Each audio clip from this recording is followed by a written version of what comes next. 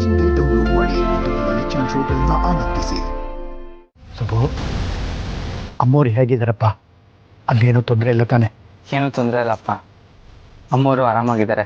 ನಾನು ಇವತ್ತು ಹೋಗ್ತೀನಿ, ನಾನು ಮಾತಾಡಿಸ್ತೀನಿ.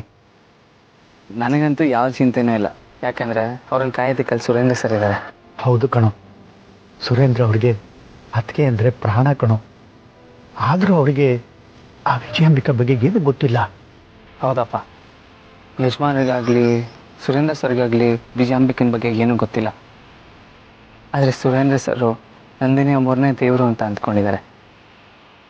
ನಂದಿನಿ ಅಮ್ಮವ್ರನ್ನ ಕಣ್ಣಿಟ್ಟು ದೇವತೆ ಥರ ನೋಡ್ಕೊತಾರಪ್ಪ ಅವರು. ನಂದಿನಿ ಅಮ್ಮವರು ಅಂದರೆ ಅಷ್ಟು ಪ್ರೀತಿ, ಅಷ್ಟು ಗೌರವ ಅವ್ರಿಗೆ. ಅವರು ಹೆತ್ತ ತಾಯಿಗಿಂತ ಹೆಚ್ಚಾಗಿ ಕಾಣ್ತಾರೆ ನಂದಿನಿ ಅಮ್ಮವ್ರನ್ನ. ನಂದಿನಿ ಅಮ್ಮರ ಕರೆಗೆ ಅಷ್ಟು ಶಕ್ತಿ ಇದೆ. ಆ ತಾಯಿ ಮುಖ ನೋಡಿದ್ರೆ ದೇವತೆ ಆಗೇ ಕಾಣಿಸೋದು ಕಣೋ. ಆದರೂ ಅವರು ಆ ಮನೇಲಿರೋದು ಯಾರಿಗೂ ಗೊತ್ತಾಗಬಾರ್ದು ಕಣೋ.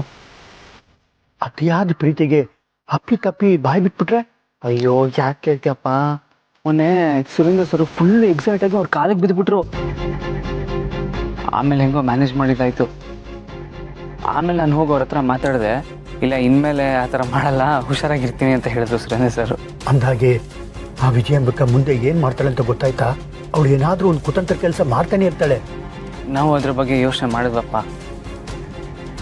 ಅಂದಾಗೆ ಯಜಮಾನ್ರ ವಿಡಿಯೋ ವೈರಲ್ ಆಯ್ತಲ್ಲ, ಅದನ್ನು ಶೂಟ್ ಮಾಡಿದ್ ವಿಜಯಾಂಬಿಕಾನೆ. ಅದು ನಂದಿನಿ ಅಮ್ಮವ್ರಿಗೆ ಗೊತ್ತಾಗಿದೆ. ಆದರೆ ಪ್ರಪಂಚಕ್ಕೆ ಇದನ್ನೆಲ್ಲ ಹೇಳಬೇಕು ಅಂದರೆ ಸರಿಯಾದ ಸಾಕ್ಷಿ ಬೇಕಪ್ಪ. ನಂದಿನಿ ಅಮ್ಮವರು ಈ ವಿಷಯದ ಬಗ್ಗೆ ಯೋಚನೆ ಮಾಡ್ತಿದ್ದಾರೆ. ನನಗನ್ಸುತ್ತಪ್ಪ, ನಂದಿನಿ ಅಮ್ಮವರು ಇದನ್ನೆಲ್ಲ ಕಂಡು ಹಿಡಿತಾರೆ. ಹೌದಪ್ಪ, ನಂದಿನಿ ಅಮ್ಮೋರು ಛಲಗಾತಿ, ಬುದ್ಧಿವಂತೆ. ಅವ್ರು ಖಂಡಿತ ಯಜಮಾನ್ರನ್ನ ಕಾಪಾಡ್ತಾರೆ. ಅದಕ್ಕೆ ತಾನೇ ಅವ್ರು ಅಲ್ಲಿಗೆ ಬಂದಿರೋದು. ನಿಜಪ್ಪ. ಆದರೂ ಯಜಮಾನ್ರ ಮೇಲೆ ಇನ್ವೆಸ್ಟಿಗೇಷನ್ ಕಮಿಟಿ ಹಾಕಿದ್ದಾರೆ. ಅವ್ರನ್ನ ಕೆಳಗೆ ಬೀಳಿಸ್ಬೇಕು ಅಂದ್ಕೊಂಡು ಅವ್ರು ಎಲ್ಲರೂ ಒಟ್ಟಿಗೆ ಸೇರ್ಕೊಂಡಿದ್ದಾರಪ್ಪ. ಪಕ್ಷದ ಕಡೆಯಿಂದ, ಮೀಡಿಯಾದಿಂದ, ಸೋಷಿಯಲ್ ಮೀಡಿಯಾದಿಂದ ಪಾಪ ಯಜಮಾನರಿಗೆ ತುಂಬ ಪ್ರೆಷರ್ ಕ್ರಿಯೇಟ್ ಮಾಡ್ತಾ ಇದ್ದಾರೆ. ನೋಡೋ ಮಗನೇ, ಯಜಮಾನ್ರಿಗೆ ಅಧಿಕಾರ ಸಿಕ್ಕಿರೋದು ಸಾಲಿಗ್ರಾಮದ ಗಂಗಾಧರ ಮೂರ್ತಿಗಳ ಆಶೀರ್ವಾದದಿಂದ. ಯಜಮಾನ್ರು ಈ ಅಧಿಕಾರನ ತುಂಬ ಗೌರವದಿಂದ ಕಾಪಾಡ್ಕೊಂಬಂದಿದ್ದಾರೆ.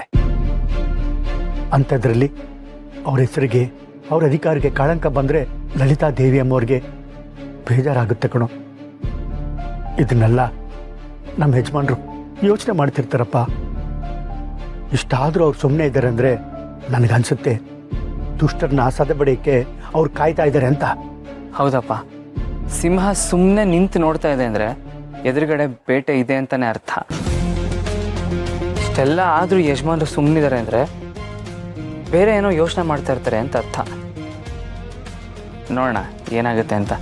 ನಾನು ಮೊದಲು ಆ ಮನೆಗೆ ಹೋಗ್ತೀನಿ, ಇದ್ರ ಬಗ್ಗೆ ಎಲ್ಲ ತಿಳ್ಕೊತೀನಿ, ಆಮೇಲೆ ನಿನ್ನ ಹತ್ರ ಮಾತಾಡ್ತೀನಿ. ಸರಿ ಕಣಪ್ಪ, ಹಾಗೆ ಮಾಡು.